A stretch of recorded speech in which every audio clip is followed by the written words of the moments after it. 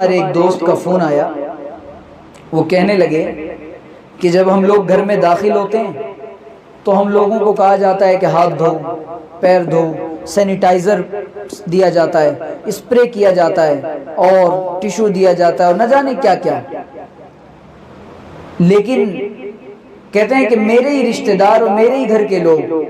جب ان کو گروسری کی ضرورت پڑتی ہے، راشن کی ضرورت پڑتی ہے، تو بازار میں نکلتے ہیں اور غریبوں کے ساتھ وہ اختلاط کرتے ہیں، گیدرنگ کرتے ہیں۔ ایک ہی صف میں غریب بھی کھڑا ہو گیا،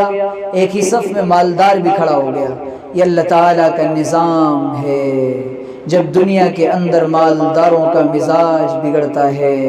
جب مال کا غرور آتا ہے، جب مال کا کبر آتا ہے، جب مزاج میں فرعونیت آتی ہے، جب مزاج میں نمرودیت آتی ہے، جب مزاج میں انا کہنے کا مزاج آتا ہے، اللہ تعالیٰ امیر اور غریب کو،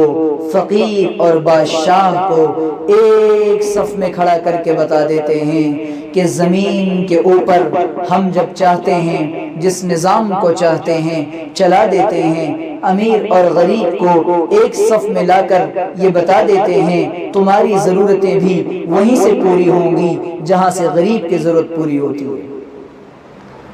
آج مال رکھنے والا بھی